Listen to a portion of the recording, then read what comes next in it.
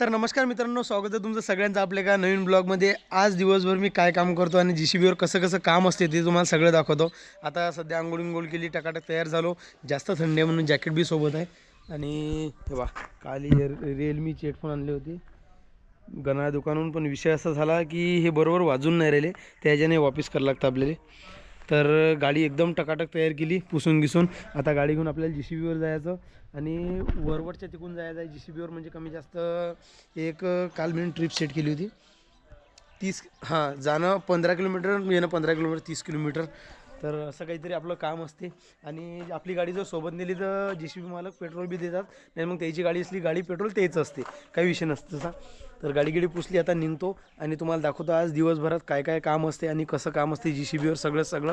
तर नक्कीच ब्लॉग शेवटपर्यंत पहा। तर मित्रांनो, आता निघलो आपली गाडी घेऊन मशीनवर जाण्यासाठी। तर हे पहा गाडी, शंकर आणि निखिल तो त्याच्या गाडीवर चालली आणि ते झाले पातुर्डा आणि मी चाललो वरवड बकालच्या पुढे मशीनवर।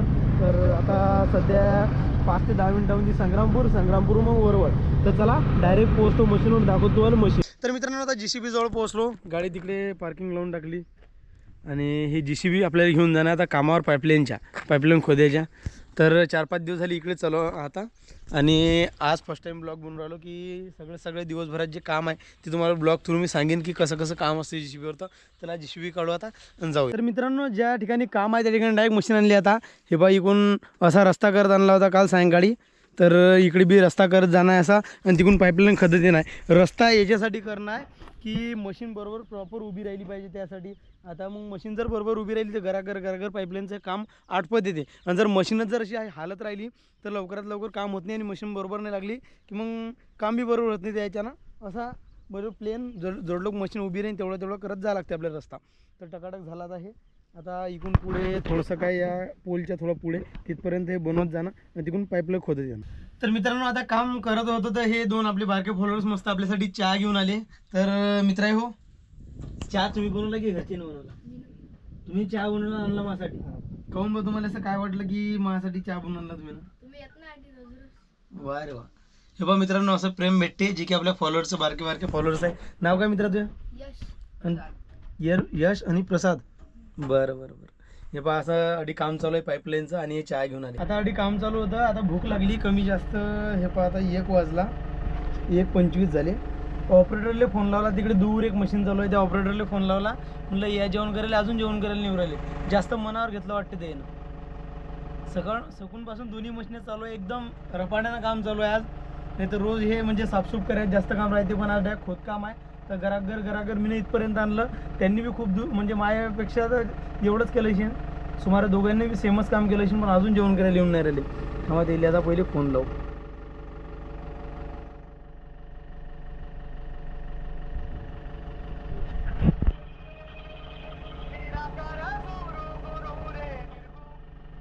अरे या ना, भूक नाही लागली का हो बा?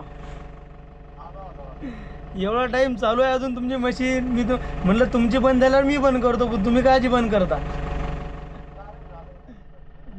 बरं या भूक लागली बरं लवकर। हा, तर माणूस म्हणते बस आलोच, काय म्हणतात की टाईम लागते अजून, तर पण मशीन अजून बी चालू आहे, मशीन अजून बंद नाही केली। तर मी सध्या आता हे एवढं खोदकाम करतो आणि मला डायरेक्ट वर निघून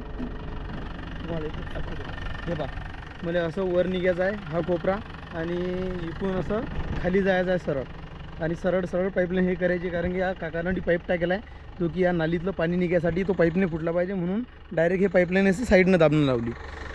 तर ऑपरेटर येऊ द्या, ऑपरेटर आल्यावर पहिले जेवण करू। भूक तर लय लागेला आहे, पण माणसाची वाट पाहू, कारण की सोबतच जेवतो त्याच्यानं। केली मशीन बंद केली। आता इथून अल्ट्रावाईडमध्ये कॅमेरा आहे, दिसणार नाही, खूप दूर तिकडे मशीन आहे। मित्रांनो, आता जेवण करून बसलो, आणि विषय असा होता की जेवताना व्हिडिओ काढत होतो, पण आमचा माणूस लय सरमत होता, अजून बी व्हिडिओ येऊन नाही राहिला। माणूस तिकडे पावरायला म्हणतात मला व्हिडिओमध्ये घेऊ नको, काही वादान घेत नाही तुम्हाला। माणूस भांडी धुरायला, तुम्हाला जर पाय झालं पाहू शकता तुम्ही। चालते, आता जेवण झालं, थोडा वेळ 15 मिनटं आराम करायचा, नंतर जीसीबी चालू करायची।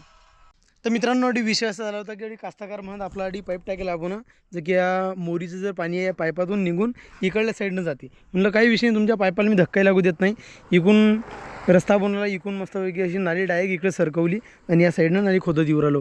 सरळ तशी आणली, थोडी इकडे दाबली, अजून इकडे थोडी दाबीन आणि डायरेक्ट नाली लागून जाईन आता बरोबर या नाल्यामध्ये. तर मित्रांनो असंही कोण्या ठिकाणी काम करावं लागते की कास्तकार जर म्हणते लागू दे, धक्का लागू नका देऊ, कारण की त्याचंही दुःख आपण समजू शकतो. प्रत्येक वेळी पावसाळा कमी जास्त होते त्याच्यानं ते पाणी गेलं पाहिजे, नाही ते पाणी त्याच्या शेतात बी जाऊ शकते. तर चालते मित्रांनो, आता असं काम केलं. आता पटापट हे सगळे नाली आटपतो आता आणि दिवसभरात तुम्हाला सगळं मी काम दाखवूनच राहिलो. आता सगळं काम आटपलं आणि 6 वाजून काहीतरी मिनटं झाले, 6-6:30 होत आले. आता मी मशीन बंद केली. आता मशीन घेऊन रूमवर चाललो, जे की हे लेबर द्यायच्या. भाई हाय कर दो. हो भाई कुछ हाय हेलो कर दो उंगली दिखा रहा है. तर मित्रांनो आता मशीन उभी करायची आणि घरी निघून जायचं. असा काही गेला आजचा आपला दिवस. जेवण केलं तेव्हापासून थोडंफार तरी काम केलं आणि काम आटपलं आता आणि बंद करून मशीन चाललो. आता रूमवर यायची तरी मशीन उभी करून द्यायची, कडून बाईक घ्यायची आणि घरी जायचं. तर मित्रांनो असं असते मशीनवरचं काम. जर तुम्हाला ब्लॉग आवडला असेल तर नक्कीच फॉलो करा. बाकी हर हर महादेव, जय महाराष्ट्र आणि सबस्क्राईब